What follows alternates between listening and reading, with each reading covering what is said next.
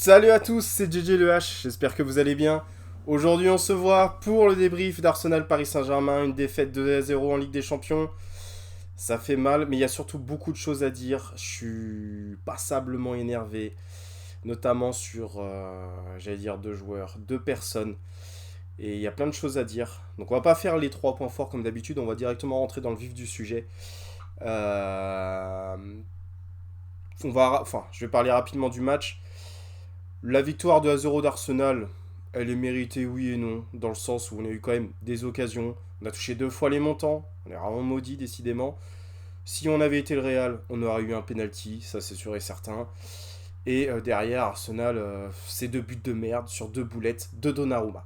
Donc voilà sur le match, en gros, ce qu'il y avait à dire. Et bien évidemment, notre meilleur joueur n'était pas là parce que, non, il ne s'est pas disputé avec Luis Enrique. C'est juste que Luis Enrique n'était pas d'accord sur l'action de PSG Rennes où, c'est vrai, Dembélé aurait pu faire la passe à Hakimi, il a décidé de frapper et ça a tapé le petit filet. Donc juste par rapport à une action de jeu, Dembélé a été sanctionné et n'a pas été du voyage contre Arsenal. Donc on va vraiment parler de ça, de Luis Enrique et de Donnarumma, parce que faut dire les termes au bout d'un moment. Et là, moi, Luis Enrique, la mentalité qu'il a, au début, alors j'étais avec lui, je défendais, ok et tout, il veut mettre en place sa philosophie, il n'y a pas de problème. Mais sauf que moi, je savais pas, et on va rentrer dans le vif du sujet tout de suite, je savais pas en fait que il était prêt pour mettre sa philosophie de jeu en place, pour dire tel joueur, tu vas dans telle zone et tu fais pas ça. Et c'est ce qu'il a dit il y a quelques jours en conférence de presse, et c'est là où pour moi c'est fini. J'ai vrillé, à moins qu'il se remette en question qu'il n'était pas sérieux. Mais s'il était vraiment sérieux dans ce qu'il dit, je ne le veux plus en tant que coach du PSG. Euh, Déjà, il y a une chose, enfin, le football, l'essence même du football. Il faut bien des joueurs pour jouer au football. L'essence même du football, c'est quand même la créativité des joueurs. Zidane, il avait quand même une liberté de jeu. Alors peut-être qu'ils avaient des consignes de jeu, mais chaque joueur a ses propres caractéristiques, a ses propres facultés, et les émotions du foot, etc. Puis même, ça offre des actions incroyables, des buts incroyables. Enfin, si les joueurs sont bridés, ne peuvent même pas, alors qu'ils savent faire des choses, les faire, ça sert à quoi? Ça sert à rien du tout.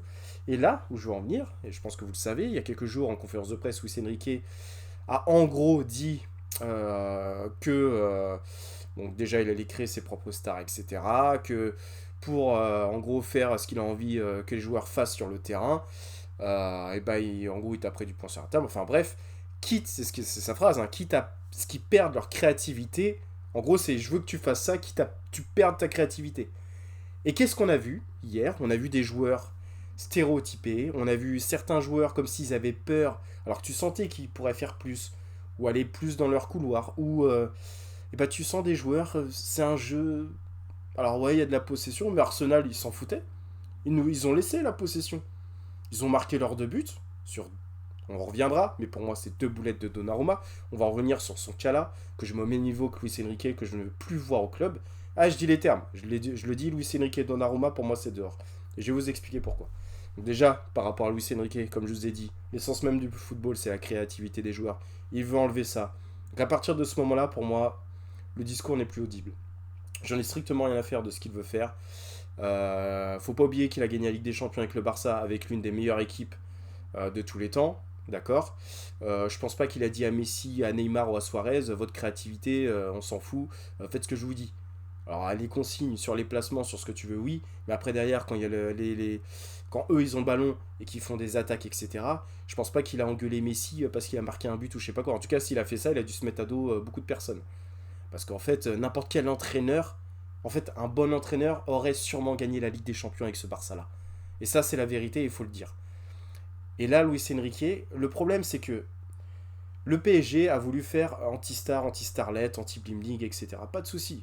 Même si les joueurs sont quand même payés des millions d'euros, ça reste quand même du bling-bling, ça reste tout ça. Donc c'est juste déguisé, c'est juste que ça y est, oui, Neymar est parti, il a fait partir Verratti.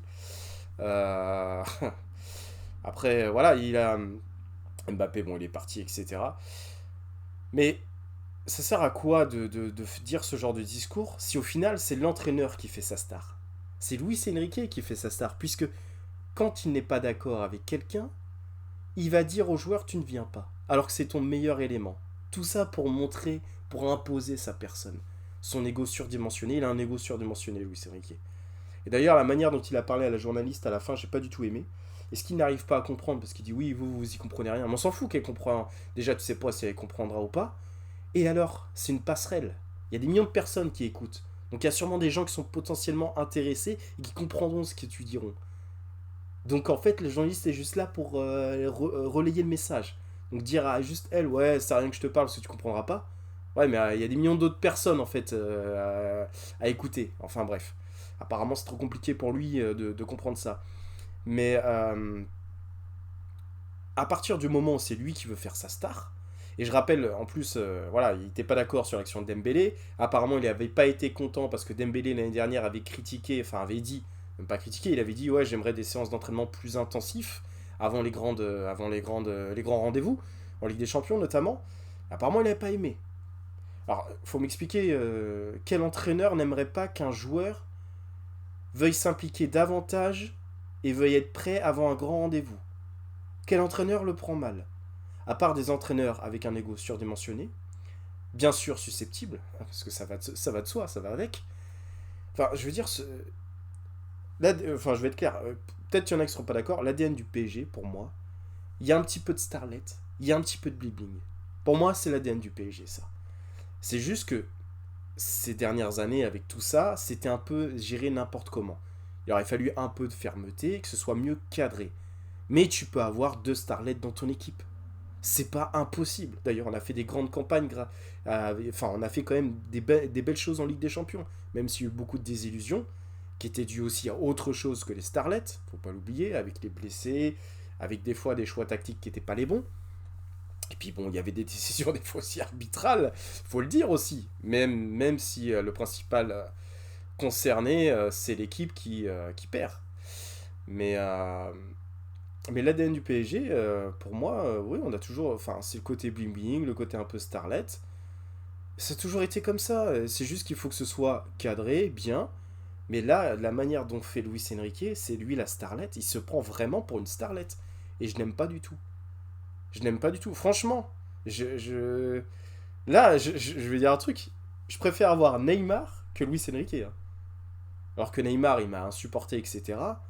Mais c'est le genre de mec, vous savez tous qu'il est capable de machin. En plus, c'était l'un des trois à l'époque à quand même à faire des retours défensifs. Enfin bref. Mais là, Luis Enrique, je ne peux plus. Donc je tenais à le dire. Si il ne se remet pas en question, si il reste dans son truc et qu'il était sérieux quand il disait que, et j'ai peur de ça, que en gros il est prêt à ce que les joueurs soient moins créatifs, donc moins bons en fait, pour rentrer dans le schéma type qu'il veut.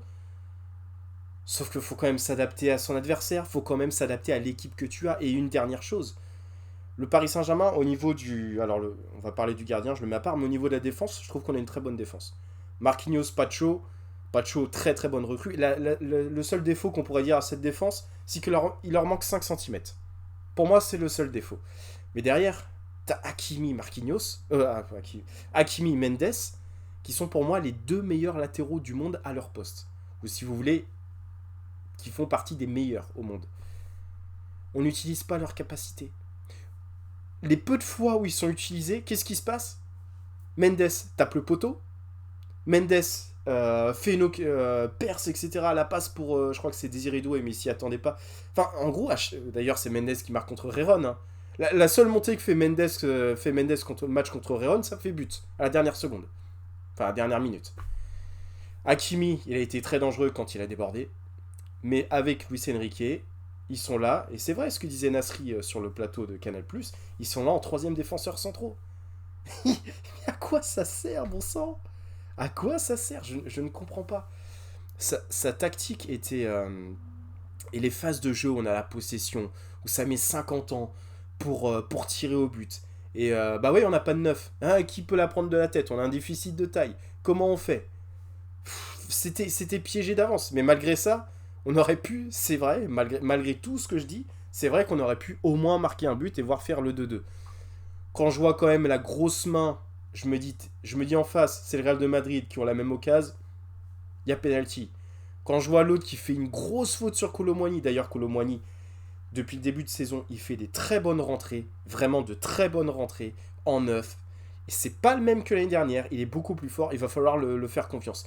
La seule rentrée moyenne qu'il a fait, c'était contre Rennes dernièrement parce qu'il a mis sur le côté. Mais à chaque fois qu'il était dans l'axe, il provoque des cartons jaunes, des bons contrôles, tout ce qu'on lui reprochait, protection de balle de haut but, il le fait. Il le fait très bien. Donc ça serait bien de lui faire un peu confiance parce que Kangindi, il a rien pu faire. Et c'était logique avec Saliba, tout ça, il a rien pu faire. À part une frappe, voilà. Donc non, là, c'est une erreur de Luis Enrique. Alors il a dit oui, c'est de ma faute, etc. Bah oui, c'est ta faute. Hein. Là, oui. Mais on va arrêter avec Luis Enrique. On va parler de Donnarumma. Alors Donnarumma, un gardien qui fait presque 2 mètres de haut. Magnifique. 2 mètres de haut, tu te dis, le mec, sur les sorties aériennes, il va nous dépanner. Surtout qu'on a un déficit de taille en défense. Et au milieu de terrain, j'en parle même pas. Au milieu de terrain, on fait 1m50. Non, en moyenne, c'est 1m72, 74, je crois. Si on prend le cumulé des 3 joueurs d'hier. Mais tu te dis, le mec, il fait 2 mètres. Bah, c'est bon. Il va réussir à s'imposer dans les airs. Et non. Non, c'est... Alors, le mec, il est nul au jeu au pied. Alors, ok, un grand gardien qui chose du 50, je sais pas si c'est chose du 50, mais bref, tu dis, bon, il est moins à l'aise au pied, d'accord. Bon, il est fort dans les airs. Non, il est nul dans les airs. Dans les sorties aériennes, il est nul. Le premier but, c'est une boulette de Donnarumma. Parce que le mec, il fait 2 mètres, mais je sais pas, il y arrive pas, il sort, je sais pas, non, ok, nul. Timing nul, sortie nul. Et le mec, il fait 2 mètres, t'as l'impression qu'il fait 1m50 quand il sort. Ok. Derrière, on me dit, Donnarumma, il est fort sur sa ligne. Il a des bons réflexes. Ok. Le deuxième but, qu'est-ce qui se passe? Un coup franc de Chaka que personne ne touche. Un coup franc qui n'est pas très fort. Une balle normale, on va dire. Une frappe. Un centre, en fait, c'est un centre normal, pas trop fort. Donnarumma, il la voit arriver au dernier moment, certes, mais il a quand même... Enfin, je veux dire, les gardiens, ils s'entraînent tous les jours sur des balles, genre, le mec, il envoie la balle, il y a une déviation de trajectoire, et au dernier moment, tac, il plonge d'un côté à de l'autre. Donnarumma, c'est niveau international. Comment tu peux m'expliquer que le mec, il met ses mains comme ça? Alors déjà, il a des grandes paluches, donc ça se trouve, il s'est caché la vision en faisant ça, là. La balle, elle est passée, sans déconner, elle est passée à quelques centimètres de sa main. Genre, il aurait juste fait tac, parce que la balle était pas très forte, pouf, il aurait dégagé en corner, voire en touche, en faisant ça. Le mec, il a vu la balle, il fait sérieusement? C'est ça tes réflexes? Donc t'es nul au pied, t'es nul en sortie aérienne, et les réflexes comme ça, parce que peut-être le fait de monter les mains comme ça, peut-être que pour lui, c'est comme si c'était une sortie aérienne. Parce qu'en gros, là où il est bon, c'est juste au sol. Au sol et sur lui. Au sol et sur lui. Je le répète, au sol et sur lui. C'est-à-dire dans sa zone d'envergure. Parce que si c'est un peu plus à côté, je sais même pas s'il est fort au final. Donc en fait, il a pratiquement aucune qualité, Donnarumma. Je vais être très clair. On l'a pris à la place. Alors moi, je pensais qu'à la base, quand Paris, bien évidemment, il est arrivé gratuit, l'a fait signer pour 5 ans de contrat. 5 ans, c'est énorme. Je pensais qu'il allait être une année prêté. Parce qu'à côté de ça, on avait quand même Navas, l'un des plus grands gardiens de l'histoire du PSG. Et durant au moins ces 15-20 dernières années, le plus grand gardien qu'on a eu. On a fait finale et demi-finale de Ligue des Champions, avec, je le rappelle, des records de parade sur certains matchs pour Navas qui nous a sauvé des matchs. Et Donnarumma arrive. Ok, très bien, opportunité financière, il est gratuit, ce que tu veux, ok. Derrière, qu'est-ce que fait le club? Allez, salut Navas, on met Donnarumma titulaire. Donc déjà, le club très mal géré par rapport à ça. Et aujourd'hui, je peux vous dire, un échange Donnarumma-Maignan, je le fais tous les jours. Faut rajouter 50 millions, je signe tous les jours. Hein? Maignan, un jeune du club qui n'a pas été gardé, qui aujourd'hui est beaucoup plus fort que Donnarumma. Mais bon, c'est pas grave. Donc, on a décidé de mettre Donnarumma à la place de Navas. Donnarumma, alors ouais, il fait des parades en Ligue 1, c'est bien. Salvatore Sirigu faisait des parades en Ligue 1. Kevin Trapp faisait des parades en Ligue 1. N'importe quel gardien qu'on a eu faisait des parades en Ligue 1. Et avec lui, on peut être champion. Et avec n'importe quel gardien, on peut être champion en Ligue 1. Voilà. Il n'y a aucun problème là-dessus. Je vous rappelle quand même que Donnarumma a fait quand même pas mal de bourdes, déjà depuis son arrivée, que ce soit en Ligue des Champions et notamment la fois où on gagne au Real au Parc 1-0 avec un but magnifique de Kylian Mbappé dans les dernières secondes. Au Real de Madrid, on met le deuxième but. Et à la fin, bien évidemment, Benzema presse Donnarumma qui met 150 ans pour dégager, qui est nul à chier. Et derrière remontada madrilène. Je veux dire, il nous a plombé, planté. Et je trouve que même les youtubeurs en général, ils sont vachement cléments avec lui. Ouais, faut lui laisser du temps, nanana. Eh oh, Savanov, il te les fait les parades en Ligue 1, t'inquiète pas. Hein. Savanov, il est meilleur que Donnarumma en sortie aérienne. Est-ce que c'est normal? Mais mettez Savanov titulaire. Mettez juste un bon gardien titulaire. Je m'en fous d'un Donnarumma qui va faire un super match une fois sur. Même s'il faisait un super match 2 fois sur 3. C'est pas assez pour un gardien de ce niveau-là. Je suis désolé, je m'en fous, moi. Je m'en fous, moi, qu'il sorte des parades contre Reims, contre Dijon. J'en ai rien à faire. Le mec, il fait des boulettes de ce niveau-là en Ligue des Champions. Enfin, bref. C'était ça le. Je vais m'arrêter là, mais franchement, la. On perd 2-0 sur 2 boulettes de Donnarumma. On mérite de marquer un but. L'arbitrage n'est pas de notre côté. Et en même temps, tu sens que les joueurs sont bridés à cause de Luis Enrique. Va falloir vraiment se remettre en question. Et moi, je vous dis, si Luis Enrique ne change pas, je le veux plus entraîneur du PSG. Donnarumma, pour moi, c'est terminé. Je ne le veux plus. Donc on va le garder, etc. On avait Navas. Navas qui se propose même d'être gardien, je sais pas où, dans un top club. Enfin bref. Moi, c'est pas possible. C'est pas possible d'avoir ça. On a la chance d'avoir les 2 meilleurs latéraux du monde. On a la chance d'avoir des très bons milieux de terrain. Mais encore une fois, on a viré Ugarte. Et on a toujours le problème du milieu défensif. On a viré Danilo comme un malpropre, alors que franchement, il a fait beaucoup de services rendus au PSG. Et je suis sûr qu'un Danilo en milieu défensif, avec un Neves, Zaïre Emery ou Vitinha ou Luis, et bah, ça aurait été mieux dans la stabilité parce que déjà il nous faut de la taille. Donc voilà, donc j'espère que sur les prochains matchs, déjà il mettra Kolo Muani en 9. Parce que Barcola, Kolo Muani, Dembélé, je suis désolé, ça a de la gueule. Voilà, j'espère qu'il se remettra en question, mais s'il se remet pas en question, mais qui va se. Enfin. Au mercato d'hiver, je le dis, il faut changer d'entraîneur. Faut changer d'entraîneur et faut voir pour un autre gardien. Faut voir, enfin pas pour un autre gardien, mais changer vraiment avec Savanov. Savanov doit avoir sa chance. Donnarumma, il est nul. Il est nul. Un bon gardien qui fait des parades en Ligue 1, je m'en fous. N'importe qui peut le faire. N'importe qui. En Ligue des Champions, c'est autre chose. Et en Ligue des Champions, il nous a plombé pas qu'une fois, le Donnarumma. Même l'année dernière, quand on allait en demi-finale, il a pas fait tout le temps des bons matchs, hein, Donnarumma. Donc voilà. Bref, c'était JD le H. J'espère que ça vous aura plu. Si ça vous a plu, n'hésitez pas à lâcher un pouce bleu et à vous abonner. Je le dis pas souvent, enfin je le dis presque jamais d'ailleurs. Mais on va essayer d'augmenter cette communauté. Les lives Twitch sur FIFA 25, ça commence bientôt.